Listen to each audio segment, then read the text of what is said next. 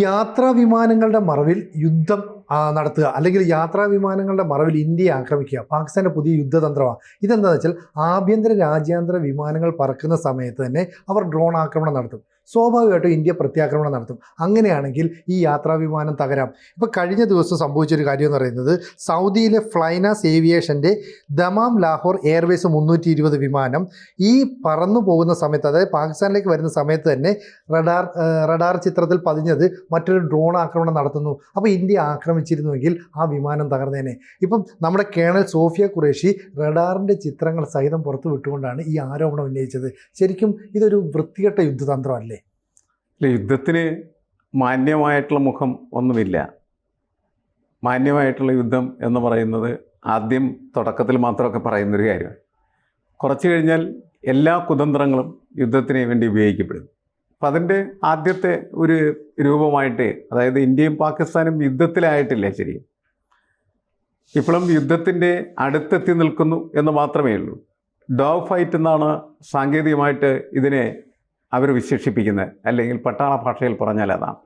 എന്ന് വെച്ചാൽ അതിർത്തിയിൽ പട്ടാളക്കാർ തമ്മിൽ മൽപിടുത്തം നടത്തുന്നു, ഗുസ്തിയൊക്കെ നടത്തുന്നു എന്നുള്ള അർത്ഥമേ ഉള്ളൂ. എന്ന് വെച്ചാൽ യുദ്ധപ്രഖ്യാപനം നടത്തി ഇന്ത്യയും പാകിസ്ഥാനും യുദ്ധത്തിലായി എന്ന് പറയാവുന്ന ഒരു സാഹചര്യം രൂപപ്പെട്ടിട്ടില്ല. പാകിസ്ഥാനെ നമ്മൾ അവരുടെ പ്രധാനപ്പെട്ട ഭീകരവാദ കേന്ദ്രങ്ങളെ അടിച്ചു തകർത്തു എന്നുള്ളത് ശരിയാണെങ്കിലും അതിന് കാരണമുണ്ട്. അവർ നമ്മളുടെ ടൂറിസ്റ്റുകളെ, നിഷ്കളങ്കരായ മനുഷ്യരെ, സിവിലിയൻസിനെ വെടിവെച്ചു അല്ലെങ്കിൽ കശാപ്പ് ചെയ്തു എന്നുള്ളതാണ്. അതിനുള്ള തിരിച്ചടി മാത്രമാണ്. അങ്ങനെ ഒരു തിരിച്ചടി നടത്തുമ്പോൾ അത് യുദ്ധത്തിലേക്ക് പോകണമെന്നില്ല.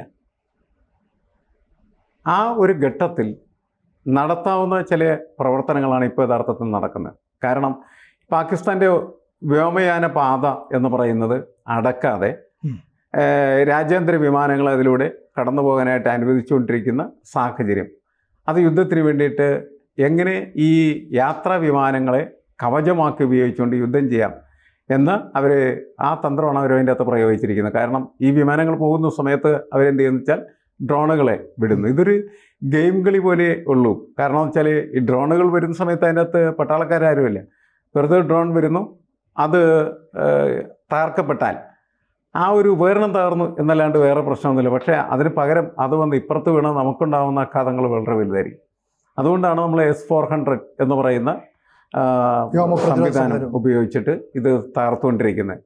പക്ഷേ ഈ വിമാനങ്ങൾ സഞ്ചരിക്കുന്ന സമയത്ത് തന്നെയാണ് ഡ്രോൺ വരുന്നതെങ്കിൽ നമ്മൾ ഈ S-400 ഉപയോഗിച്ച് അതിനെ പ്രതിരോധിക്കാൻ ശ്രമിക്കുമ്പോൾ തകരുന്നത് ചിലപ്പോൾ വിമാനമായിരിക്കും. അതും പാസഞ്ചർ വിമാനം. പാസഞ്ചർ വിമാനം. നിരവധി യാത്രക്കാർ മരിക്കും.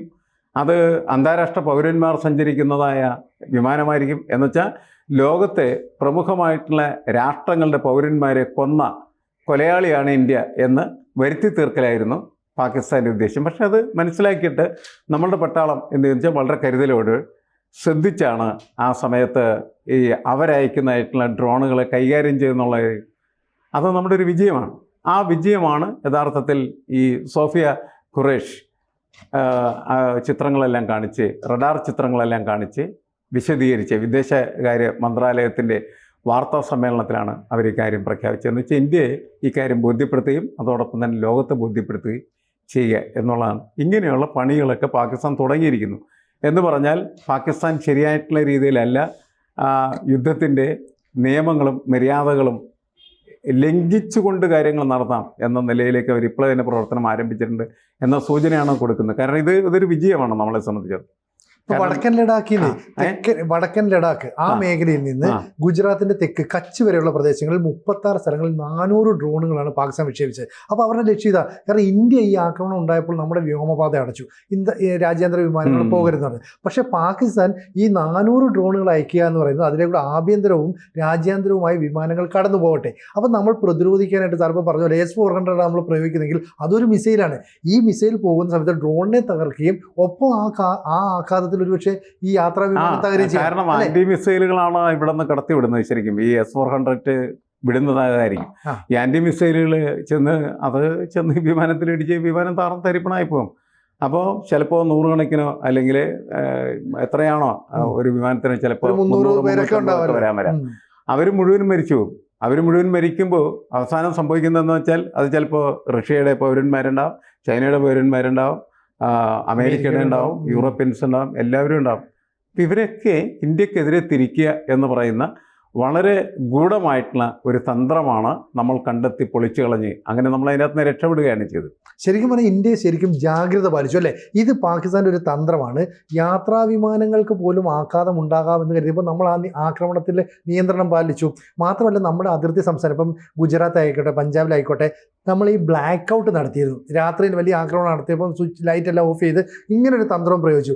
എന്നിട്ട് പോലും ജമ്മു കാശ്മീരിൻ്റെ അതിർത്തിയിലേക്ക് അവർ ഈ ഡ്രോണുകൾ അറ്റാക്ക് ചെയ്യുന്നുണ്ട്. അപ്പോൾ ഒരു വ്യോമപാത തുറന്നിട്ടുകൊണ്ട് മറ്റ് രാജ്യങ്ങളുടെ വിമാനങ്ങൾ വേണമെങ്കിലും തകർന്നു പോട്ടെ എന്ന് പാകിസ്ഥാൻ ചിന്തിക്കുന്നത് അവർക്ക് നഷ്ടപ്പെടാനൊന്നും ഇല്ലാത്തതുകൊണ്ടാണ്. ഇനി അവരൊരു തീവ്രവാദത്തെ ഊട്ടി വളർത്തുന്ന രാജ്യമാണ്, ഭീകരവാദികൾ സപ്പോർട്ട് ചെയ്യുന്ന രാജ്യമാണ്, ഇത് ലോകത്തിന് ഏതാണ്ട് ബോധ്യപ്പെട്ടു. ഇപ്പോൾ പഹൽഗാമിൽ 26 ഇന്ത്യക്കാരെ കൊന്നതിന് പകരമായിട്ടാണ് നമ്മൾ ഓപ്പറേഷൻ സിന്ദൂർ നടത്തിയത്. അല്ല, നമ്മൾ പാകിസ്ഥാനെ അറ്റാക്ക് ചെയ്തില്ല, പാകിസ്ഥാനെ ഉപദ്രവിച്ചില്ല. മാത്രമല്ല നമ്മൾ തെളിവുകൾ പുറത്തുവിട്ടത് അവരുടെ 9 ഭീകര പരിശീലന കേന്ദ്രങ്ങൾ, ലഷ്കർ-എ മുഹമ്മദിൻ്റെ, അതുപോലെ തന്നെ ജെയ്ഷെ മുഹമ്മദിൻ്റെ, ഇതിൻ്റെയൊക്കെ ഭീകര താവളങ്ങളാണ് തകർത്തത്. അപ്പോൾ നമ്മൾ പാകിസ്ഥാനെ ആക്രമിച്ചില്ല. പക്ഷെ പകരം പാകിസ്ഥാന് അവരുടെ ആയുധങ്ങൾ ഉപയോഗിച്ച് നമ്മളെ ആക്രമിക്കാൻ ശ്രമിച്ചപ്പോൾ ചൈനയുടെ വിമാനങ്ങൾ, അമേരിക്കൻ വിമാനങ്ങൾ, അവരുടെ മിസൈലുകളെല്ലാം തകർന്നു പോവുകയാണ്. അപ്പോൾ അവർക്ക് കിട്ടിയിരിക്കുന്ന ആയുധങ്ങൾ ഒരു 2ാം തരം അല്ലെ 3ാം തരം ഒക്കെ ആണെന്ന് ഏതാണ്ട് വ്യക്തമായി. പക്ഷേ നമ്മൾ കൃത്യമായിട്ട് ഇവിടെ തകർത്തു. അതുകൊണ്ടാണ് ഇനി വിമാനങ്ങൾക്ക് നേരെയുടെ ആക്രമണം, അത് ഇന്ത്യ അവർ ആക്രമിക്കാൻ ശ്രമിച്ചപ്പോൾ ഈ പാസഞ്ചർ വിമാനത്തിൽ വന്നു കൊണ്ടു, അത് വലിയ ആഘാതം ഉണ്ടാകുന്നത്. മാത്രമല്ല ആഭ്യന്തര വിമാനങ്ങളും തകരാം, രാജ്യാന്തര വിമാനങ്ങളും തകരാം. ഈ ഇന്ത്യൻ വ്യോമപാത അടച്ചുകൊണ്ട് തന്നെ ഒരു തവണ ആക്രമണം ഉണ്ടായാലും ഒരു പക്ഷേ ഈ വ്യോമപാതയിൽ ഒരു ഡീവിയേഷൻ വരുത്താനായിട്ട് പൈലറ്റുമാർ ശ്രമിക്കും. അപ്പോഴും ഈ ആഘാതം ഉണ്ടാകുന്ന അത്തരം വിമാനങ്ങൾക്കാണ്. ഇത് നമ്മൾ മുൻകൂട്ടി കാണുകയും ഇതിനനുസരിച്ച് നിയന്ത്രണം പാലിക്കുകയും ചെയ്തുകൊണ്ട് ഒരു പക്ഷേ ഇത്തരത്തിലൊരു കുടുക്കിൽ നിന്ന് രക്ഷപ്പെട്ടു എന്നല്ലേ പറയാൻ പറ്റുള്ളൂ? അല്ല, ഇന്ത്യ എനിക്ക് തോന്നുന്നത് ഈ യുദ്ധമെന്ന് നമുക്കിനി പറയാൻ ആയിട്ടില്ല, യുദ്ധം ആവണം എന്നില്ല. നമ്മളിങ്ങനെ ഒരു അറ്റാക്ക് പാകിസ്ഥാന് നേരെ നടത്താനായിട്ട് തീരുമാനിച്ച സമയത്ത് വളരെ കരുതലോടുകൂടി അല്ലെങ്കിൽ ജാഗ്രതയോടുകൂടിയുള്ള ഒരു സംവിധാനമാണ് നമ്മൾ ഒരുക്കിയിട്ടുള്ളത്. കാരണം പഹൽഗാം ആക്രമണം കഴിഞ്ഞതിന് ശേഷം കുറേ ദിവസങ്ങൾക്ക് ശേഷമാണ് നമ്മൾ പാകിസ്ഥാനെ അടിക്കുന്നത്. ഇതിന് പകരമായിട്ടുള്ള ഒരു തിരിച്ചടിയാണ്. അതിന് കൃത്യമായിട്ട് അർത്ഥം വരാവുന്ന രീതിയിൽ തന്നെയാണ് അതിന് സിന്ദൂർ ഓപ്പറേഷൻ എന്ന് പേര് കൊടുക്കാനും കാരണമായി തീർന്നത്. കാരണം വിധവകളാക്കപ്പെട്ടിരിക്കുന്നതായിട്ടുള്ള സ്ത്രീകളുടെ അതിൻ്റെ പ്രതികാരം എന്ന നിലയ്ക്ക് ചെയ്ത ഒരു പ്രവൃത്തിയാണ്. വളരെ കരുതലോടുകൂടി വളരെ ആസൂത്രിതമായി നടത്തിയ ഒരു ഓപ്പറേഷനാണ്. ഓപ്പറേഷൻ വിജയകരമായിട്ടാണ് പൂർത്തീകരിക്കപ്പെട്ടത്. എന്നാൽ അതിന് പ്രത്യാഘാതം എന്ന നിലയ്ക്ക് പാകിസ്ഥാൻ്റെ സൈനിക നടപടി എന്ന നിലക്കാണ് ഈ ഡ്രോണുകളൊക്കെ അയച്ച് നമ്മളെ ആക്രമിക്കാനായിട്ട് ആരംഭിക്കും. അപ്പോൾ നമ്മൾ അവരുടെ ആക്രമണം നടത്തിയ സമയത്ത് നമ്മൾ ചെയ്ത് വളരെ കൃത്യമായിട്ട് വ്യോമപാതയൊക്കെ അടച്ച് ഒരു വിമാനത്തിന് പോലും അപ്രതീക്ഷിതമായിട്ട് അക്രമം നേരിട്ട് തകരേണ്ട ഗതികേടുണ്ടാവരുത്, അതിലൊരു യാത്രക്കാർ സുരക്ഷിതരായിരിക്കണം എന്ന് കരുതിയിട്ടാണ് വ്യോമപാത അടച്ച് പ്രശ്നങ്ങളൊന്നുമില്ല, വളരെ കൃത്യമായിട്ട് യുദ്ധം ചെയ്യാൻ പോകുന്നു എന്ന് പ്രഖ്യാപിച്ചിട്ട് തന്നെയാണ് നമ്മളവരെ അറ്റാക്ക് ചെയ്തത്. പക്ഷെ അവർ അതിന് തിരിച്ചടി നൽകുന്ന സമയത്ത് അവർ ചെയ്ത കാര്യം എന്ന് വെച്ചാൽ കുതന്ത്രത്തിലൂടെ എങ്ങനെയാണ് നമ്മളെ തകർക്കാനായിട്ട് പറ്റുക എന്ന് ആലോചിക്കുകയും അതിനനുസരിച്ച് കാര്യങ്ങൾ നീക്കുകയാണ് ചെയ്യും. യുദ്ധത്തിൽ പക്ഷെ നമ്മൾ പ്രതീക്ഷിക്കേണ്ട കാര്യമാണ്. യുദ്ധത്തിൽ ആരും നേരെ പോകുന്ന നിലക്ക് പ്രവർത്തിക്കും എന്ന് പ്രതീക്ഷിക്കുന്നതിൽ അർത്ഥമില്ല. യുദ്ധം വിജയിക്കലാണ് പ്രധാനപ്പെട്ട കാര്യം. അതിനെല്ലാത്തരം കുതന്ത്രങ്ങളും എല്ലാവരും ഉപയോഗിക്കും. പക്ഷേ നമ്മൾ ആദ്യം തന്നെ പാകിസ്ഥാൻ നിർവഹിച്ച കുതന്ത്രത്തെ തിരിച്ചറിഞ്ഞ് അത് ലോകത്തിൻ്റെ മുന്നിൽ എക്സ്പോസ് ചെയ്തു. അതൊരു വിജയമാണ് നമ്മളെ സംബന്ധിച്ചിടത്തോളം. കാരണം ഞങ്ങൾ ഇതുവരെയും നടത്തിയ എല്ലാ നീക്കങ്ങളും വളരെ കൃത്യമായ യുദ്ധ നിയമങ്ങൾക്ക് അനുസൃതമായിട്ടുള്ള രീതിയിലാണ് പ്രവർത്തിച്ചിട്ടുള്ളത്. പാകിസ്ഥാൻ ഇപ്പോഴേ തന്നെ യുദ്ധ നിയമങ്ങളെല്ലാം ലംഘിക്കുകയും കുതന്ത്രങ്ങൾ ആവിഷ്കരിക്കുകയും യാത്രാ വിമാനങ്ങളെ കവചമാക്കിക്കൊണ്ട് തന്നെ അവരുടെ ആക്രമണം നടത്താൻ അവർ തീരുമാനിക്കുകയും ചെയ്തിരിക്കുന്നു. അത് കൃത്യമായിട്ട് ലോകത്തിന് മുന്നിൽ പ്രസൻറ്റ് ചെയ്യുക എന്ന് പറയുന്നതും അതിന് തെളിവ് റഡാർ ചിത്രങ്ങൾ വെച്ചിട്ടാണ് സോഫിയ അക്കാര്യം വിശദീകരിച്ചത്. അപ്പോൾ സോഫിയെ കൊണ്ട് തന്നെയാണ് അത് ചെയ്യിപ്പിക്കുന്നത്. കാരണം എന്ന് വെച്ചാൽ ഇത് സ്ത്രീകൾ തന്നെയാണ് അതിൻ്റെ നേതൃനിരയിലിരുന്നിട്ട് ഈ ഓപ്പറേഷൻ നടത്തുന്നത് എന്ന് ഇന്ത്യയുടെ ഒരു പ്രഖ്യാപിതമായിട്ടുള്ള നയമുണ്ട്. അതുകൊണ്ടാണ് സോഫിയ ഖുറേഷ് ഇതിൻ്റെ മുന്നണിയിൽ നിന്ന് ഈ കാര്യങ്ങളെല്ലാം വിശദീകരിക്കുന്നത്. ഇത് ലോകത്തിൻ്റെ മുന്നിൽ നമ്മൾ ഇതിങ്ങനെയാണ് എന്ന് ലോകത്തോട് പറയുകയാണ് ചെയ്യുന്നത്. പാകിസ്ഥാനെ എക്സ്പോസ് ചെയ്യുകയാണ് ചെയ്യുന്നത്. പാകിസ്ഥാൻ എപ്പോഴും കുതന്ത്രം തന്നെയാണ് നടത്തിക്കൊണ്ടിരിക്കുന്നത് എന്ന് പറയുകയാണ് ചെയ്യുന്നത്. കുറേ നാൾ ഈ കുതന്ത്രം തുടർന്നാൽ നമ്മളും ചിലപ്പോൾ അതിന് സമാനമായ എന്തെങ്കിലും പരിപാടികളൊക്കെ ചിലപ്പോൾ ചെയ്തു വരും. അതൊക്കെ അതിൻ്റെ ഒരു സൂചന കൂടി അതിൻ്റെ അകത്തുണ്ട് എന്ന് നമ്മൾ മനസ്സിലാക്കും. ചുരുക്കം പറഞ്ഞാൽ ഇന്ത്യൻ സൈന്യം കെണി മനസ്സിലാക്കി പ്രവർത്തിച്ചതുകൊണ്ടാണ് വലിയ ആഘാതങ്ങൾ, വലിയ അപകടങ്ങൾ ലോകത്ത് നിരവധി യാത്രക്കാർ രക്ഷപ്പെട്ടു എന്നുള്ളതാണ്. കാരണം അത് മനസ്സിലാക്കാതെ നമ്മൾ അവിടെ നിന്ന് വരുന്ന ഡ്രോണുകൾക്ക് നേരെ ഈ S-400 വെച്ചിരുന്നെങ്കിൽ, ആൻറ്റി മിസൈൽസ് ഇട്ടിരുന്നെങ്കിൽ അതിൽ ഏതെങ്കിലും ഒരെണ്ണമൊക്കെ ഏതെങ്കിലും ഒരു യാത്രാ വിമാനത്തെ റാഞ്ചുമായിരുന്നു, തകർക്കുമായിരുന്നു. നിരവധി യാത്രക്കാർ മരിക്കുകയും അത് നമുക്കെതിരായിട്ടുള്ളൊരു വികാരം, ഒരു സെൻസേഷൻ ലോകത്തുണ്ടാക്കുന്നതിന് സഹായകരമായി തീരുകയും ചെയ്തു. ഇതുവരെ നമ്മൾ നടത്തിയിരിക്കുന്ന മൂവ്മെൻറ്റുകളിലൊന്നും തന്നെ നമുക്ക് ലോകത്തിൻ്റെ എതിരഭിപ്രായം നിർമ്മിക്കാനുള്ള ഒന്നും ഉണ്ടായിട്ടില്ല. നമുക്കനുകൂലമായിട്ട് ലോകം മുഴുവൻ നിൽക്കുകയാണ് ചെയ്യുന്നത്. പാകിസ്ഥാന് തന്നെയാണ് ചീത്ത അഭിപ്രായങ്ങൾ ഉണ്ടായിട്ടുള്ളത്. അവരാണ് അത് ഉണ്ടാക്കിക്കൊണ്ടിരിക്കുകയും ചെയ്യുന്നത്. അതാണ് നമ്മളുടെ തന്ത്രപരമായിട്ടുള്ള, നയതന്ത്രപരമായിട്ടുള്ള വൻ വിജയം എന്നാണ് എനിക്ക് തോന്നുന്നത് ഇതുവരെയുള്ള കാര്യങ്ങൾ. കൂടുതൽ വാർത്തകളും വിശേഷങ്ങളും നിങ്ങളിലേക്ക് എത്താൻ ABC മലയാളം സബ്സ്ക്രൈബ് ചെയ്യുക, ബെൽ ബട്ടണും അമർത്തുക.